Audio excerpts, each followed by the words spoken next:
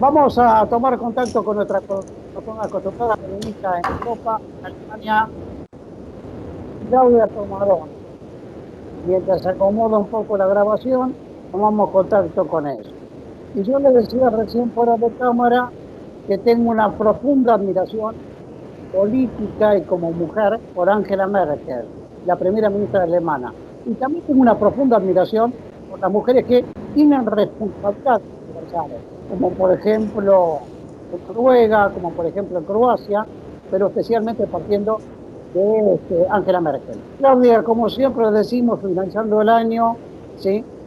Muy buenos días, muy buenas tardes, muy buenas noches. Claudia, ¿cómo está Alemania hoy en manos de una mujer como es Angela Merkel? Bueno, primero que nada, buenas tardes para mí. Aquí son ya pasadas las 2 de la tarde. Bueno, ¿cómo está Alemania? Alemania en este momento está en una situación bastante complicada porque estamos en plena segunda ola, una segunda ola que llegó muy, muy fuerte. Em, Tenemos al día de hoy 22.000 fallecidos, más de 1.350.000 casos y empezamos a partir de este miércoles lo que se llama un lockdown duro con cierre de comercios, de escuelas, de jardines de infantes. Para que ustedes tengan una idea, cuando se decretó el primer lockdown, estábamos en 6.900 casos y ahora tenemos 22.000. Merkel siempre, y esto que vos referías al principio, ha sido muy sincera, muy directa en sus discursos y en la toma de sus medidas, y esta no es la excepción porque no han logrado aplanar la curva hasta el día viernes pasado. Hoy el registro dice que están empezando a aplanar la curva, pero de todos modos hay lugares en donde el sistema médico está al límite, por ejemplo en el estado de Sajonia. Entonces, después de un discurso que se podría catalogar como muy implorante y exhortativo de Merkel el día viernes, ayer domingo 13 de diciembre se reunió con todos los jefes de los estados federados y allí deciden hacer este lockdown duro, ¿no? Es una situación muy particular. Hoy habló también el presidente alemán, Frank Steinmeier, y también un discurso muy fuerte y al punto de decir, bueno, nos tenemos que cuidar y venceremos, como si estuviéramos en una guerra, te digo. Las palabras me remitían a eso. Bueno, yo te digo una cosa, a mí me llama la atención y no como rareza, lo veo desde el punto de vista de la perspectiva de género, en la forma que se conduce una mujer. No era para menos, ¿eh? Como lo hablábamos inicialmente, Angela Merkel, la primera ministra de Noruega, que transmiten confianza, credibilidad, ¿sí? Con sus políticas, como sí también decía este, Sí, porque en Croacia. son planteos muy sinceros, muy directos, muy protectores, muy cuidadores. Entonces, esas cuestiones llegan. En el caso de Merkel particularmente, ella termina su mandato el año próximo y ha dicho que no va a renovar después de 16 años en el poder. Y el viernes pasado, cuando ella da este discurso en el Parlamento, en donde se la veía emocionada y con la voz un poco hasta quebrada, se trataba ese día en el Parlamento el presupuesto para el año próximo, ¿no? Y ese presupuesto, que se llama Presupuesto Coronavirus 2021, es un presupuesto que lleva al país a la toma de deuda, una deuda que va a ser muy grande. Y mira, por acá lo tenía anotado, se plantean gastos por $500 millones para el 2021 y contraer deuda, se plantea contraer una deuda de 180.000 millones de euros y subsidios por 39.500 millones de euros. Es muchísimo dinero. Eh, Merkel siempre gobernó con la idea de déficit cero, pero se acabó el déficit cero porque en este contexto tenemos una crisis económica como no se tenía desde la Segunda Guerra Mundial. Por eso yo te decía que los términos en los que se expresa tanto ella como canciller como el presidente alemán son en términos de una situación crítica, muy, muy crítica, muy, muy crítica. Eh, Puntualmente ayer lo que ellos decidieron, junto con todos los que serían los gobernadores de todos los estados federados, es que las restricciones son muy duras, de cerrarse todo. Por ejemplo, el 24 y el 25 solamente se pueden reunir hasta 5 personas de 2 casas diferentes, más los niños, que sean hasta 14 años, o sea, 5 personas. Y para Año Nuevo no se podrá hacer reuniones, imagínate, no se puede hacer reuniones, no se van a poder comprar pirotecnia, porque como los sistemas de salud están colapsando, no colapsando, sino que están en una situación crítica, porque espacio hay, pero está crítico, sobre todo por el recurso humano, no hay que poner en riesgo la vida de las personas, ¿no? Claudia, te hago una pregunta. En tu caso, ni en mi caso, somos biólogos, ¿sí? Pero ¿qué esperanza, qué expectativa le genera a ustedes la vacuna? Distinto es el caso acá en la República Argentina, que aparecía la vacuna en El Salvador. En La Salvador, sí, efectivamente, va a ser un paliativo muy, pero muy importante y además perspectiva del futuro. ¿Qué mirada tienen ustedes en Alemania, digamos, en Europa, respecto de la vacuna? Bueno, la vacuna aquí vos sabés que en Alemania se está produciendo la vacuna de Pfizer BioNTech y Ah, se está haciendo, digamos, toda la logística para la distribución y va a comenzarse a vacunar, ni bien se apruebe, porque todavía no está aprobada, eso se piensa que va a estar en las próximas semanas aprobada, se empezaría a vacunar recién en enero. De todos modos, y esto tiene que quedar clarísimo acá en Argentina, en la China, en el Congo, donde sea, eh, se empieza la vacunación, pero hasta lograr inmunidad van a pasar muchos meses. Entonces, en ese mientras tanto hay que seguir cuidándose con máscara, mantener las distancias. A mí hay una cosa que me preocupa, Alberto, y es escuchar que, por ejemplo, en Argentina algunos hablan como que ya fue, ¿no? Ya hablan en pasado de la pandemia. No, no, no. La pandemia, todavía estamos corriendo la maratón, falta más de la mitad, te diré, porque faltan muchos meses, muchos meses. La logística no es sencilla, vacunar no es fácil. Hay mucha gente que todavía no está segura si se quiere vacunar o no. Entonces, lograr la inmunidad va a llevar su tiempo. Así que va a haber que mantener todas las medidas de higiene por bastante tiempo más.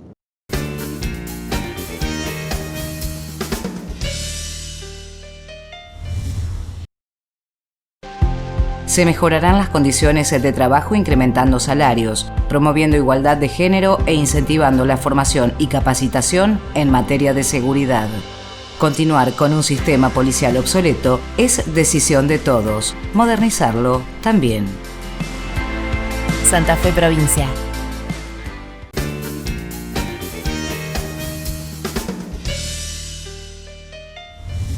Alfredo Tomaroni, nos quedaba un tema pendiente, el tema de las reflexiones. Hay que seguir Mm. cuidándose, la vacuna viene, va a ser un paliativo muy, muy importante, pero esto no pasó, ¿sí? Y además hay que cuidar el medio ambiente, ¿eh? Estamos en el Sí. COVID-19, para evitar que lleguemos al COVID-20. Claudia, ¿qué reflexión te merece? Y además de lo ocurrido, de lo que está ocurriendo, cómo estamos viviendo en el mundo y particularmente en Alemania, en América Latina, ¿qué reflexión te merece el futuro inmediato de todos nosotros? Mira, yo creo que la pandemia dejó al descubierto situaciones que ya existían, ¿no? Situaciones que existían producto de una lógica neoliberal financiera que, digamos, ha sido devastadora para el ambiente, como bien estabas diciendo vos, ha sido agotadora para los individuos, ha sido perversa para el conjunto social. Entonces, en una América Latina, como continente tan desigual, con sectores económicos concentrados, con estados cooptados por élites financieras, con injusticia tributaria, con distribución desigual de la tierra, con exclusión social. Es muy muy duro lo que pasa con la pandemia, porque la pandemia termina afectando a los que están más excluidos, ¿no? Entonces, vos fíjate que en esta América Latina tan desigual, los ingresos fiscales, ¿no?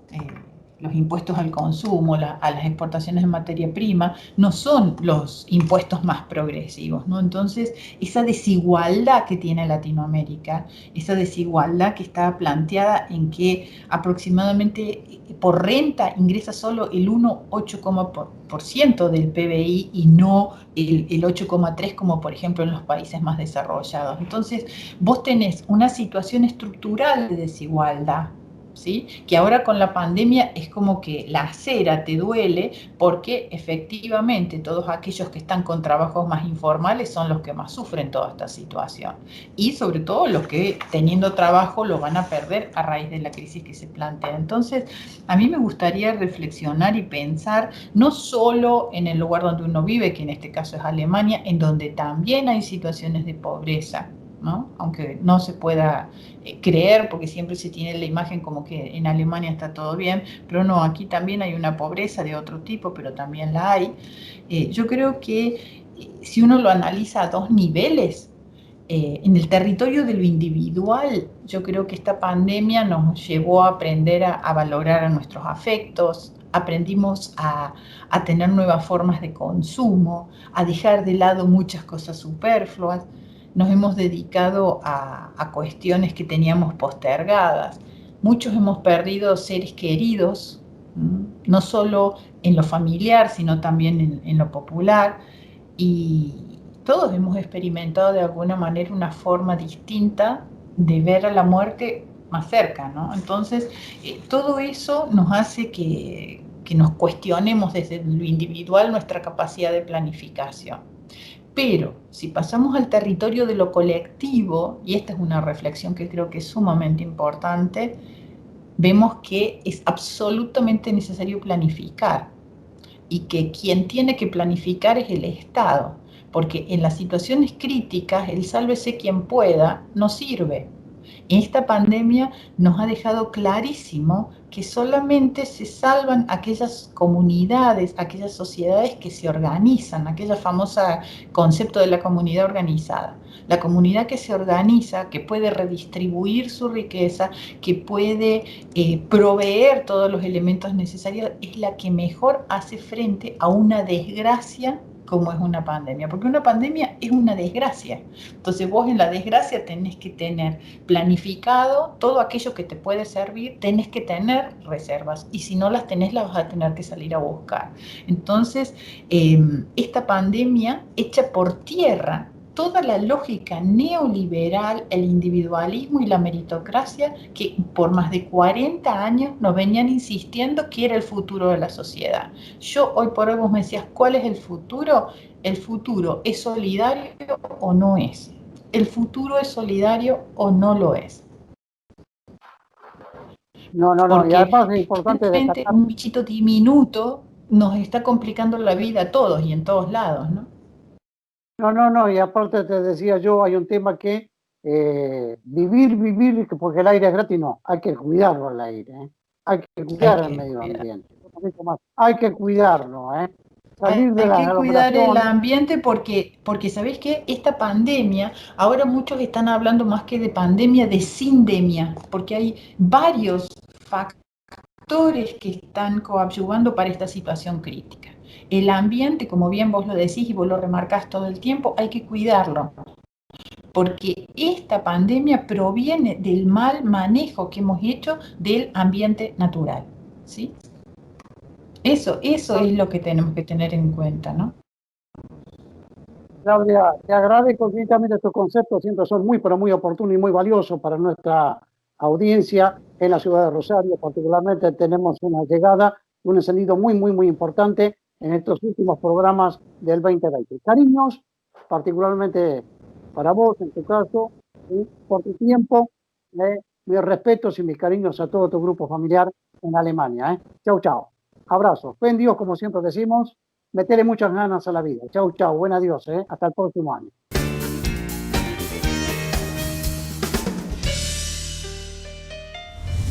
Bueno, vamos a tomar contacto con Marcelo Barros. Marcelo Barros es el titular de SMATA Rosario, de toda la región, muy pero muy importante, que entiende, por supuesto, y comprende como ámbito de aplicación a la General Motors Corporation, además de otras industrias afines al gremio SMATA.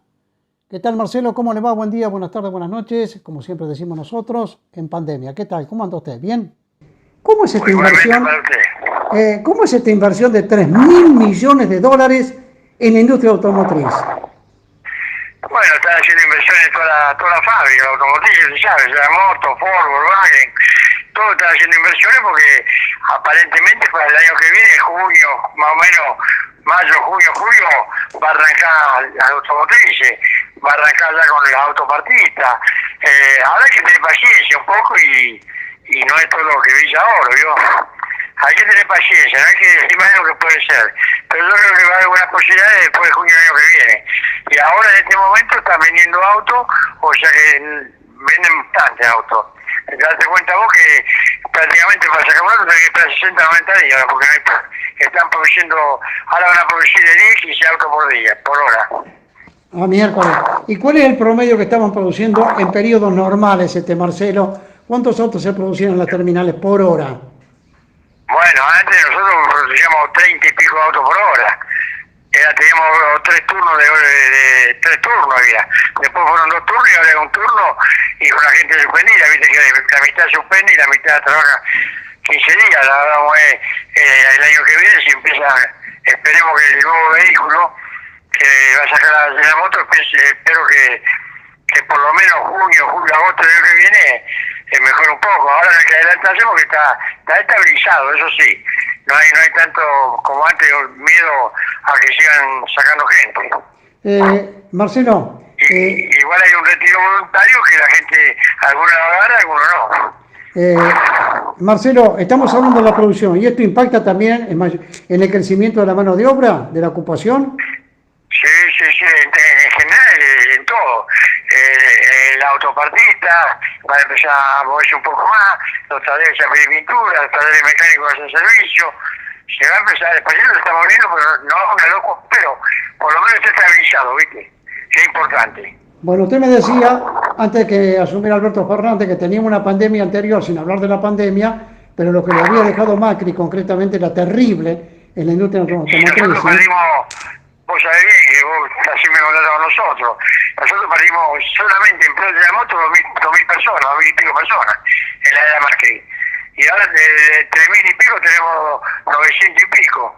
Y en todas las autopartistas y de mantenimiento que están adentro de la planta, que no son empleados de la moto, pero son afiliados nuestros. También hubo una chica terrible. Bueno, o sea que esto impacta desde cero para arriba, muy pero muy bien, digamos, en la industria automotriz. Sí, yo pienso que el año que viene va a empezar, después de, ya te digo, mayo, junio, se va a empezar como más porque ya van a tener todos los vehículos nuevos, viste, Ford está haciendo un vehículo nuevo, Volkswagen va a ser, Mercedes también, la moto no sabe si va a ser la chata o un auto, y ya vamos a tener los dos productos, vamos a tener el Cruz y vamos a tener el auto nuevo que salga con la chata nueva, que van a ser julio, agosto, vamos el año que viene, que alguno va a empezar a hacerse.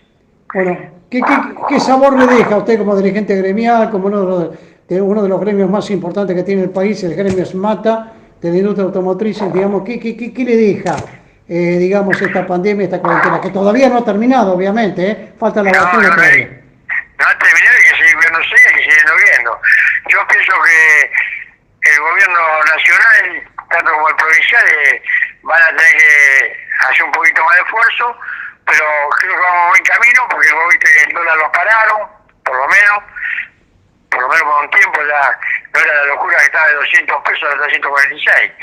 Era una cosa de loco, los grandes monopolios, viste, movieron la estantería porque querían devaluación. Y el gobierno no le dio devaluación, que no hay que darle, porque la devaluación, vos sabés bien, ¿a quién perjudica? Que labura. Sí, no. Cuando usted devalúa, le mete la mano en el bolsillo al trabajador, porque tiene que salir a comprar en dólares. Y después el dólar, exacto, por más que sea retrotraído, los precios no bajan. Sí, el precio sigue el mismo. Cuando estaba a 190 y pico, a 200 casi. Bueno, se han bancado bastante bien ustedes, en un momento determinado había una cierta... Hemos peleado siempre defendiendo la fuente de trabajo, lo más que pudimos. Porque, viste, a veces, por más que se lo quiera, no se puede, pero hemos hecho todos los acuerdos, viste, con suspensiones, con un montón de cosas, y lo hemos ido pedaleando despacio y abancándolo. Bueno, yo recuerdo que... También, lo importante también nosotros, que la prensa, viste, siempre estuvo atrás y siempre estuvo viendo las realidades, y nosotros le decíamos la verdad de la fuente directa, no barullo que hacer de afuera la prensa amarilla. Marcelo, yo recuerdo que usted me decía, todavía no teníamos a la vista el tema de la pandemia, de la cuarentena en la provincia de Santa Fe y en el mundo, que Alberto Fernández lo primero que tenía que hacer era incrementar la producción, la industria, y por otro lado, aquellos que tenían hambre, digamos, salirles a la hora de comer, ¿eh? Era lo primero. Era lo primero, ¿sí? ¿Te acuerdas? Yo dije hace cuánto, 10 meses atrás, 12 meses. Sí, apenas subimos, ¿se acuerda que fui al canal? Sí. Usted me decía permanentemente eso. Era su latiguillo, digamos, para frente. Después se vino la pandemia, que cambió todo prácticamente, o profundizó todo. Sí, estamos viviendo otro mundo, Sí. Porque fíjate que ahora prácticamente se labura 7 o 8 horas, ¿no? Nosotros en el gremio, debido a las expresiones del gobierno nacional y provincial, tenemos los centros médicos cerrados por miedo, viste, que pase algo. Y tenemos también, viste, los centros médicos y todo cerrado debido a que no sabemos qué va a pasar, porque la pandemia no pasó todavía. No. El bicho puede venir más fuerte ahora. Sí. Hay que cuidarse, hay que ser responsable. Marcelo, ya para cerrar, ha sido duro el año, ha sido duro. Sí. Primero, un agradecimiento a usted y a su programa, que siempre convoca a todos los gremios de Rosario y de toda la provincia. Y segundo, un gran saludo para todos los trabajadores mecánicos de MATI, para todos los trabajadores en general, y esperemos que este año se vaya, porque fue una malaria terrible para todos los gremios y para el mismo país. Todo lo pasó este año. Lo único bueno que la votación salió bien, el pañuelo verde lo vas a hacer antes, hasta ahora. Ajá. ¿Qué votación, que hubo un pequeño corte, salió bien, me decía usted? Sí, la del pañuelo verde. Ajá. Sí. Todo fue democráticamente bien, hubo respeto y todo. Salió 131 a 117. Sí. Bueno, no, más de uno esperaba escándalo. El tema es que haya democracia. Gane uno, gane otro, bueno, las reglas de juego son esas. Y el Congreso es el que decide. No decide ni los jueces ni nadie. El Congreso tiene que decidir. No. ¿O no? Sí, es así, Marcelo. Pero además, a la par de todo esto, yo quiero remarcar algo de la dirigencia gremial de Rosario y toda la región. Cualquiera puede su posición. Estando en un sector u otro, ustedes en los momentos más críticos y difíciles del país, particularmente con la pandemia Macri, siempre estuvieron en la calle, Sí, la pelea que tuvimos, una pelea, era a vida o muerte. Vos la sabés porque vos estabas atrás nuestro también. Sí. Vos andabas por toda la provincia. Sí. Y vos viste que en todos lados había problemas. Ahora, ¿por qué no salen? Somos todos Vicentín. Ahora están desaparecidos. El intendente y todo eso que salían que después se agarró el bicho, el Salamín ese. No dice más, somos todos Vicentín. Estafaron al país, estafaron a nosotros, lo estafaron. Porque la versión de la vacunación era nuestra, era el testador, era el país, de la gente.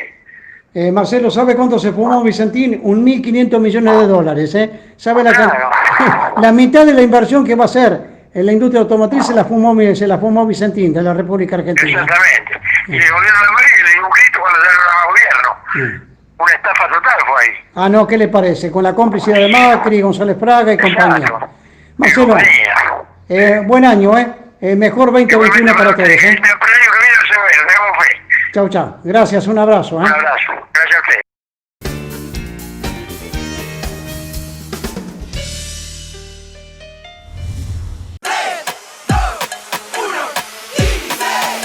Son solo 6 pasitos. A la suerte hay que ayudarla. Con el Kini estás a 6 pasos de tus sueños. ¿Qué esperás para cumplirlos? 6, 5, 4, 3, 2, 1, Kini 6.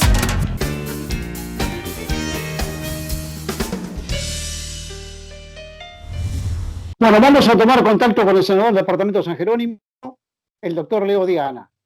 El doctor Leo Diana tiene una particularidad que, además de cubrir, digamos, su departamento, uno de los departamentos más interesantes, rica y productivamente, de la provincia de Santa Fe, sin desmerecer al resto, es médico y está siempre atento con el que le compete, digamos, la salud. Y hay un tema que se está discutiendo en la legislatura de la provincia, es el tema de la utilización del cannabis.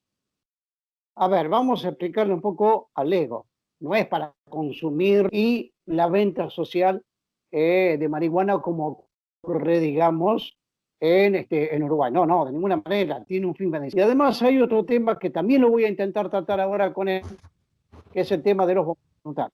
Doctor Diana, ¿cómo le va? Muy buenos días, muy buenas tardes, buenas noches, como siempre decimos. ¿Qué pasa con este tema de la utilización con fines medicinales del cannabis, que está en discusión en la legislatura y particularmente en la Cámara de Senadores? Bueno, hola Alberto. La verdad que es un tema que hay que dar debate. Hay que dar solución a miles de personas que tienen algún familiar con epilepsia refractaria, con cáncer, con algún tipo de dolor crónico y que encuentran en los derivados del cannabis justamente un componente que les mejora su estado de salud. A los chicos con epilepsia refractaria los conecta, hace que estén más relacionados con su entorno, con su familia, y la verdad que hasta ahora toda esa gente tenía que acudir a un mercado ilegal, un mercado clandestino. Nosotros decimos que al haberse reglamentado la ley nacional, que de alguna manera hace y contempla los fines medicinales del cannabis, nuestra provincia de Santa Fe tendría que ir en ese sentido, adherir a esa ley nacional, tener obviamente los fundamentos de ya las leyes legisladas en nuestra provincia, que ya contemplan que el cannabis esté dentro del formulario terapéutico, y por otro lado, lo más interesante, que crea todo un programa de investigación, de desarrollo, de producción y autoabastecimiento de derivados del cannabis. ¿Qué significa esto? Bueno, que no va a ser sacado al azar, sino que todos los familiares que de alguna manera se le indique el cannabis pueden registrarse en una lista, que obviamente esa lista va a ser una lista que la va a controlar el Estado provincial, lo va a indicar un profesional médico estos productos, y de alguna manera tanto las universidades, la ONG, el propio Estado provincial va a educar a estos familiares para el uso de estos derivados y por supuesto también para el autocultivo, tema que a veces es polémico y que se lo relaciona con la venta ilegal de drogas. Nada más lejos de la realidad. O sea, lo que pretendemos con esto es darle solución a un problema que hasta ahora hay un nicho muy grande y que ahí aprovechan los mercaderes del mercado clandestino a hacer su negocio. No, y es importante lo que te dice, esto no es al azar que cada uno va a tener su plantita, que yo voy a tener plantitas en la calle, que para no, de ninguna manera. Hay un control por parte del Estado esto, y además tiene un fin medicinal, que tiene que estar administrado por un médico, por un profesional de la medicina. No es así nomás al libre albedrío, doctor Diana. No, por supuesto, lo va a indicar un profesional, un neurólogo, un psiquiatra idóneo en la materia, y esa persona va a estar, previo consentimiento informado, va a estar dentro de una lista, en la cual esa lista va a estar informado, a la persona se la va de alguna manera a introducir en el tema, pero con organizaciones poder ciencia ahí, y por qué no soñar como aquellas provincias que ya tienen algún laboratorio productor de especialidades derivados del cannabis, como Jujuy. Doctor, está muy bueno el tema. Hay resistencias en la legislatura, es un tema a aclarar y es un tema a trabajar como usted lo viene haciendo. Doctor, paralelamente a todo esto, saltamos de un tema a otro, bomberos voluntarios, y especialmente en las pequeñas y medianas poblaciones de la provincia de Santa Fe, y por qué no también en las grandes. Cuando hay un siniestro, cuando ocurre cualquier hecho grave, además del 911, además del 107, lo primero que se hace se llama al cuerpo bomberos voluntarios. Bomberos voluntarios, es decir, que no tienen ningún tipo de remuneración a este respecto. ¿Qué propone usted sobre esta particular actividad en la provincia, doctor? Bueno, sabemos que cuando el bombero voluntario, después de 50 años de edad y después de 30 años de servicio tiene derecho a un retiro que representa una remuneración económica que va del orden de un 80% de un salario mínimo de la provincia. Esto la verdad que representa muy poco económicamente comparado con todo el voluntariado que hace el bombero, cómo arriesga su vida en cada salida, en cada acto de servicio, y nos pareció justo modificar justamente esta ley. Nosotros le llamamos jubilación del bombero, pero en realidad en las de la ley no es una jubilación técnicamente, sino que es un retiro, porque no se hacen aportes previsionales, pero más allá de esto, lo que la gente tiene que entender que nuestro proyecto apunta a que sea un piso de una jubilación y media, o sea, lo eleva sustanciosamente la jubilación o el retiro del bombero, y por otro lado, un elemento que hasta ahora no se tenía en cuenta, cuando un bombero voluntario muere en servicio, bueno, justamente hasta ahora no podía heredar su familia este beneficio. Desde ahora, con esta nueva ley, con las nuevas modificaciones, lo va a poder hacer y la familia tiene derecho a heredar, bueno, el haber de retiro del bombero, o llamamos la pensión. Bueno, me parece que en compensación con todo el honor, con toda la valentía que el bombero pone en cada salida. Recordemos que nuestros bomberos estuvieron combatiendo el fuego en las islas, estuvieron combatiendo en la sierra de la provincia de Córdoba, así que me parece que es más que meritorio poder premiarlo. Y otra cosa, teniendo en cuenta que no son más de 300 los bomberos que están en esa situación de retiro en este momento en toda la provincia de Santa Fe. Doctor, le agradezco infinitamente. Buen año 2021. Estamos pasando la pandemia, usted bien lo sabe este tema. Como médico, por supuesto, ocupado del tema salud en la provincia de Santa Fe, ha trabajado mucho y bien por el tema ivermectina, que no ha tenido una respuesta respectiva. Ha trabajado mucho por el tema respiradores automáticos para que se aprueben, digamos, sin ningún tipo de intención empresarial. Ha trabajado mucho y bien con el tema ibuprofeno, ¿sí? Y la inhalación del ibuprofeno como paliativo en todo esto. Me parece muy bien. Nos estamos viendo, doctor. Cómo no, Alberto, cómo no. Un saludo muy año. grande y le mando, bueno, por supuesto, mis augurios de felices fiestas en este año tan particular, donde mucha gente ha lamentado pérdidas de vidas, de familiares. Bueno, aunque sea que el 2021 empiece de otra manera. Un saludo muy grande. Chao, chao, doctor. Gracias, muy amable.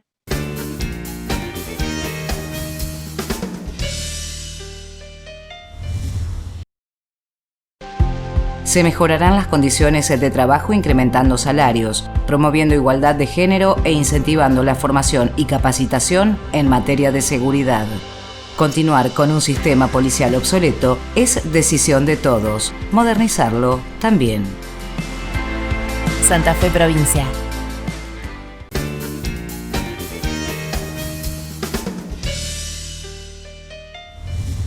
Bueno, vamos a tomar contacto, como hemos hecho en los últimos tiempos, con Sergio Ribota, Movimiento Sindical Rosarino, bancario, dirigente gremial, secretario adjunto de la sección bancaria de Rosario, una de las más importantes del país, ¿sí? Y ha sido duro, ¿eh? Qué duro que ha sido todo esto, la segunda pandemia, después de Macri, ¿eh?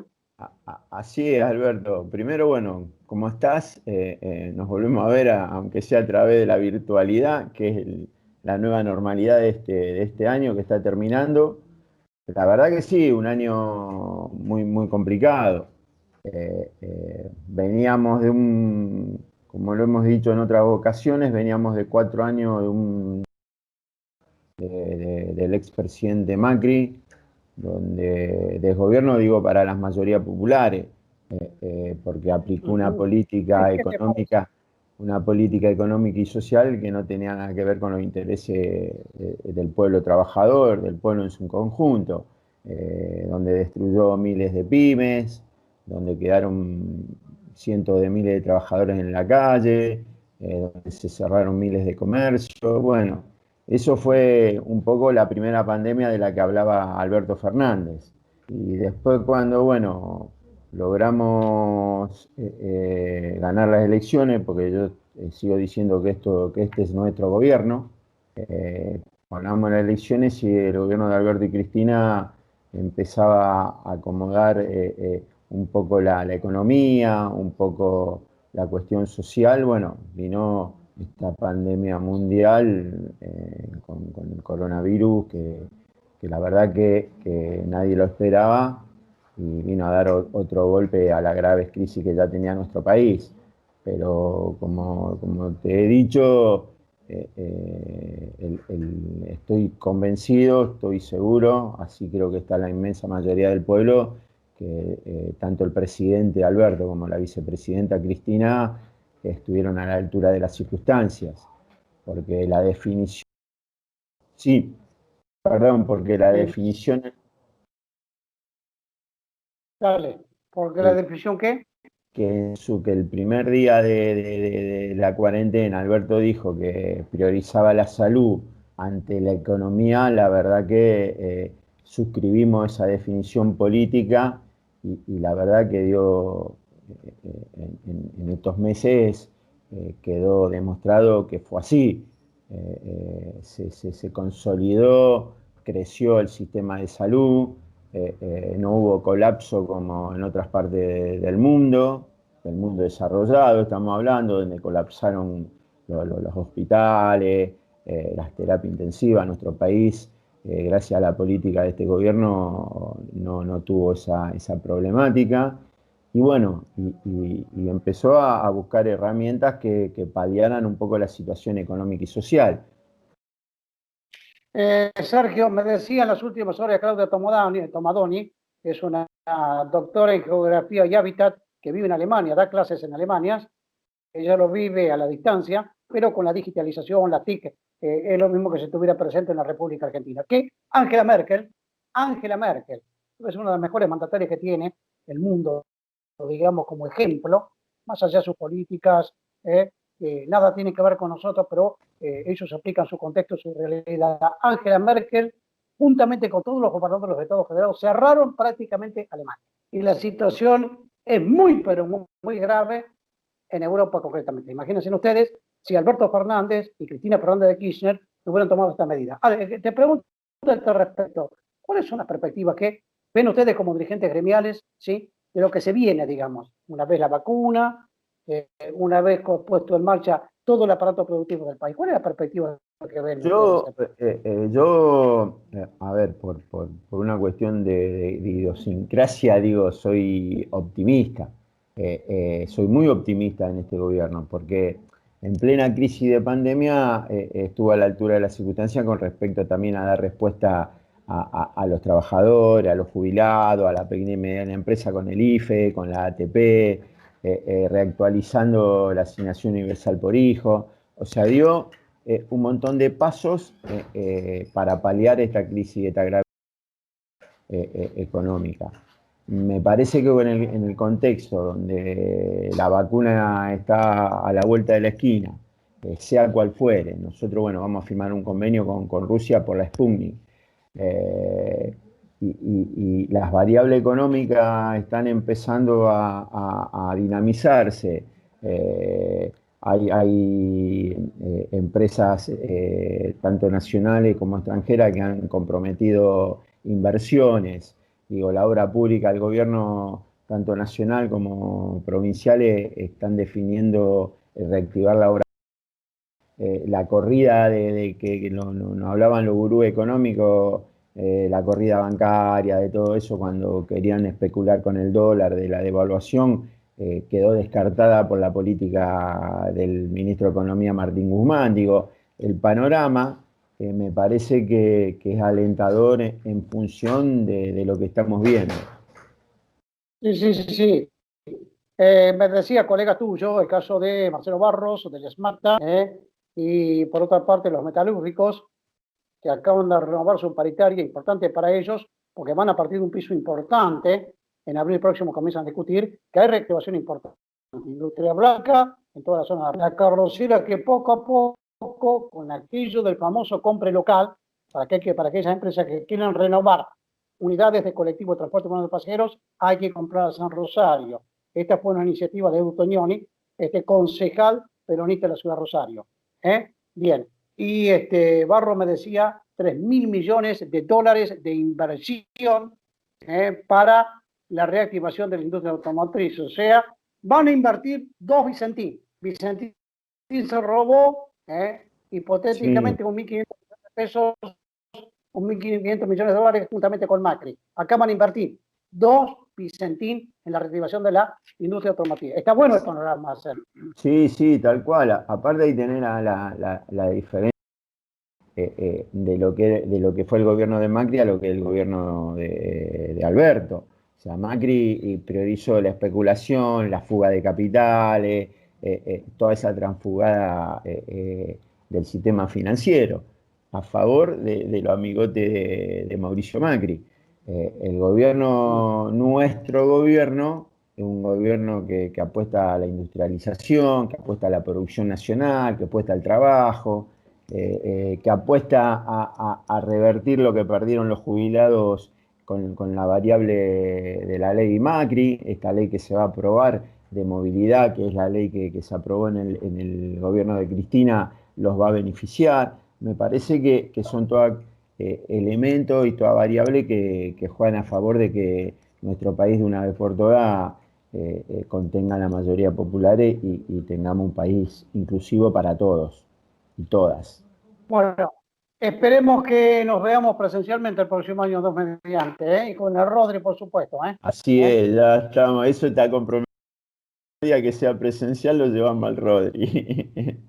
No, Rodri es digamos, es un ejemplo de el éxito y la suerte. Cuando está el Rodri, está todo bien, no hay problema. Dale, todo bien. No está el Rodri, vinimos con la pandemia, vinimos con todo. Rodri, para explicarle un poco a nuestra audiencia, es uno de los hijos de Sergio Rivolta, que siempre está permanentemente en la BQ, se graban los programas en forma presencial en TVR Rosario. Un abrazo. Muchas abrazo gracias. para todos los dirigentes gremiales. Gracias, Alberto. Y si no nos vemos antes de la fiesta, bueno, que la pases muy bien junto a tu familia. A cuidarse como siempre. Un abrazo, Sergio. Chau, chau. Gracias, Alberto. Chao.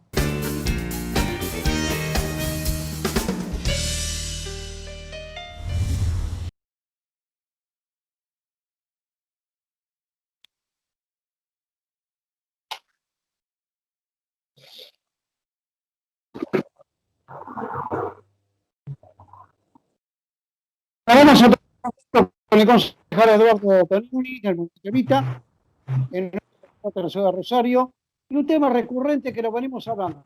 La pandemia, porque no había transporte urbano de pasajeros. Y ahora, digamos, prácticamente que estamos en el pico final, digamos, de la pandemia, se recompone el servicio a medias, se declara la emergencia para el sector, todo sigue como era entonces. Eduardo, como siempre decimos nosotros, muy buenos días, muy buenas tardes, muy buenas noches. Pareciera que todo sigue igual con el tema de transporte de pasajeros en Rosario y en el Gran Rosario. ¿Qué pasa? Sí, buenas noches primero, buenas tardes. Lamentablemente, no solo todo sigue igual, sino que se ha profundizado una crisis de larga data que arrastraba el transporte público en la ciudad de Rosario y en la región. Nosotros lo señalamos en distintos informes del Observatorio Social de Transporte que me toca coordinar. El año 2019 fue el peor año del transporte público de los últimos 50, en algunos indicadores muy significativos, lo que tiene que ver con los kilómetros recorridos por el sistema, es decir, a menos kilómetros recorridos, peores frecuencias, y en la cantidad de usuarios. Ahora, a esta situación, que fue el resultado de 4 años de macrismo, de retiro de los subsidios nacionales, 75% menos de subsidios, de aumento sistemático durante la segunda gestión de Pein de la tarifa del boleto, un 500% en 4 años, a esa situación le sobrevino una caída del 25% de usuarios y nos llevó a esa situación crítica del 2019. En enero de este año tuvimos una buena noticia. El nuevo gobierno de Alberto Fernández triplicó los subsidios al transporte del interior del país, es decir, le devolvió al interior del país gran parte de sus subsidios. El problema es que llegó marzo, ¿no? Y con marzo llegó la pandemia, y con la pandemia llegó un golpe durísimo al transporte público, porque las medidas de aislamiento y luego de distanciamiento, la falta de clases presenciales, la reformulación de algunas actividades laborales hizo que haya una caída brutal de los usuarios inédita.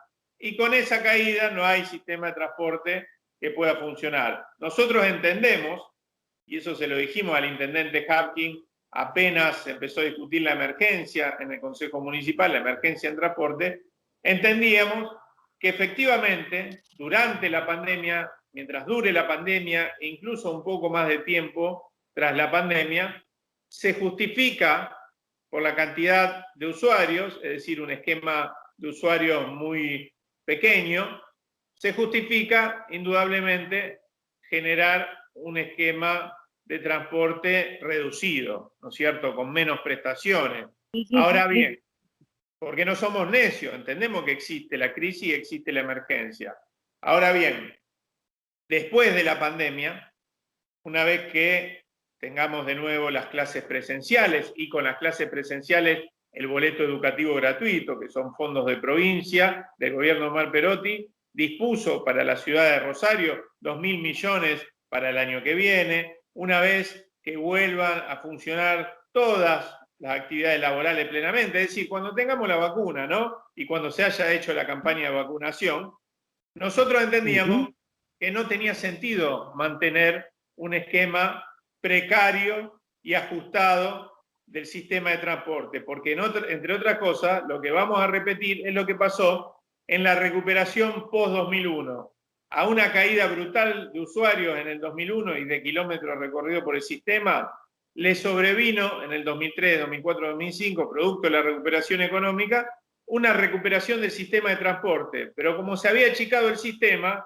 y era mucho más precario que el previo a la crisis, nunca llegó a recuperar los que tenía antes de la crisis. Entonces, los números muestran, los gráficos muestran caídas históricas ante cada crisis, remontadas, pero que nunca llegan a volver a la etapa anterior. Es como una especie de serrucho descendente, ¿no?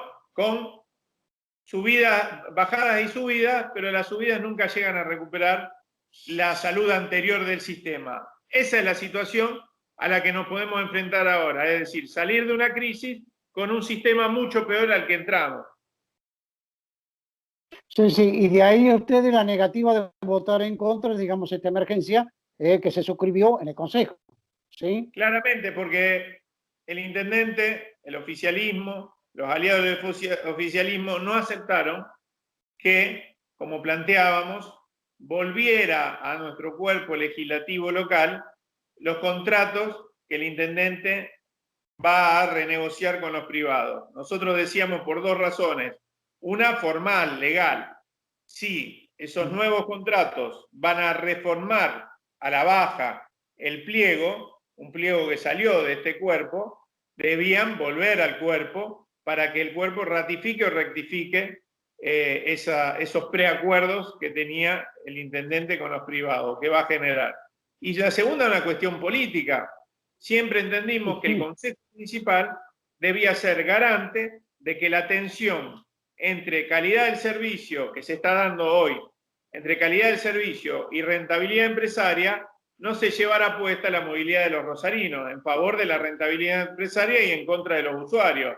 Bueno, no quiso el intendente, el oficialismo no quiso ir por ese camino, votamos en contra.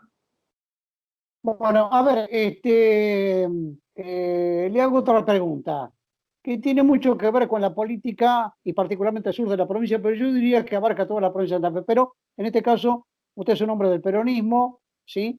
En la ciudad de Rosario y en toda la región. El peronismo se mantiene, yo le digo, alejado. Ha dado respuestas respecto de esta conflictiva situación que ocurre con el tema juego clandestino, las mafias juego clandestino, donde hay acusaciones cruzadas y además lo tratan de responsabilizar a Saín, el ministro de la Seguridad de la provincia de Santa Fe, como que es el hombre que está armando toda una estructura para perseguir a aquel, perseguir al otro. ¿Qué dice el peronismo? ¿Qué dice Tonioli respecto de eso? No sé qué dice el peronismo, o el peronismo tendrá distintas posiciones. Le puedo decir que dice Eduardo Tonioli y el sector al que pertenezco, que es el movimiento Evita. Nosotros, desde los comienzos de la gestión de Omar Perotti, hemos claramente brindado nuestro apoyo a su gestión y en particular a la gestión en materia de seguridad pública que sostiene el ministro Saín, pero por supuesto con pleno aval del gobernador. Y un pleno aval también a los 3 proyectos de ley que ha enviado el gobernador a la legislatura, que proponen una reforma integral, no solo de la fuerza de seguridad, sino de la seguridad pública en nuestra provincia. Nosotros, vos lo sabés bien, cuando nos tocó estar en la Cámara de Diputados, propugnamos una reforma de estas características. Entonces, mal haríamos en cuando llegan quienes tienen la decisión de avanzar en ese sentido, en darle la espalda a esa política. Después, por supuesto, esto genera divergencias, escozores. Ahora, yo quiero ser claro, y me salgo en particular de esta causa, porque si no, pareciera que es la síntesis de todos los males de lo que atraviesa la provincia. Pero podemos tomar muchísimas otras, incluso algunas en las que hemos sido denunciantes. Y voy a ser claro, y esto no tiene que ver con un partido político en particular, y lo digo para quienes creen o quieren instalar que acá se trata de una interna de peronismo, etcétera, porque ¿qué van a decir mañana cuando en otro proceso judicial aparezcan involucrados, como ya aparecen funcionarios o exfuncionarios de otro partido político, que es un ataque contra ese partido político? Entonces, esto hay que tomarlo con seriedad. Después será la justicia la que determine, no soy yo para decir quién es responsable de esto o de lo otro. Pero hay que ser claro en este sentido. No hay posibilidades de conjurar la situación de crecimiento exponencial de la violencia urbana que sufre la provincia de Santa Fe y en particular sus grandes centros urbanos, Rosario y Santa Fe, sin el crecimiento de la violencia urbana que ya lleva una década y más, ¿no es cierto? Yo recuerdo cuando se dispararon las tasas de homicidio, estamos hablando del 2009, y teníamos en ese momento al gobernador Wiener diciendo, frente a la consulta, ¿no es cierto?, por la tasa de homicidio, que se trataban todos a ajuste de cuenta, que el Estado no podía hacer nada, y hablando del caso Candela, como si acá no pasara nada. De ese momento hasta ahora se dio un crecimiento exponencial. No hay posibilidad de conjurar esa situación sin dar cuenta y sin avanzar en una reforma que dé por tierra con las relaciones institucionales del delito, ¿no es cierto?, con distintas instituciones, con la justicia, con la política, con el poder económico. Hoy están tramitándose en tribunales federales y provinciales distintas causas que dan cuenta de la relación de determinados sectores económicos, empresas de compra y venta de divisas, cuevas financieras, etcétera, con el lavado de activos. Eso también hay que ponerlo sobre la mesa. Ahora, hay que ponerlo sobre la mesa para hacer de esto un sainete y empezar con una revoltija de nombres, etcétera. No, hay que ponerlo sobre la mesa para, más allá de lo que tenga que hacer la justicia, al César lo que es del César, que la justicia se encargue de lo que tiene que hacer la justicia, para también llevar adelante las reformas necesarias para que estas cosas no sucedan, ni más ni menos. No hay que dramatizar, pero sí hay que entender lo difícil de este momento, ¿no? Bueno, mire, Eduardo, para cerrar yo le digo lo siguiente. Yo no hago periodismo de periodista, pero les recomiendo a los que repasen la comisión investigadora del asesinato de Luis Medina y el robo de la computadora por parte, esto corre por mi cuenta, por parte de un hombre de confianza de Bonfatti de Galassi, Javier Echaniz, que terminó siendo secretario administrativo de la Cámara de Diputados de la provincia para protegerlo. Le pido solamente esto, que repasemos los más de 4.000 muertos que dejó como lastre el socialismo en la provincia de Santa Fe. Le pido que repasemos a nuestros colegas, yo no hago periodismo de periodistas, ¿sí?, sino simplemente recordarle, Ugo Tognoli, no Tonioli, Ugo Tognoli, TOG, ex jefe de policía de la provincia de Santa Fe, emblemático, hombre que quería transitar la política, pero terminó preso por narco, ¿sí? Yo sé que usted no corresponde políticamente, yo le tengo simpatía, más que ideología, a Lelita Carrión. Y mencionando a un ex gobernador de la provincia de Santa Fe socialista, robó o recibió plata de narcotráfico. No jodamos.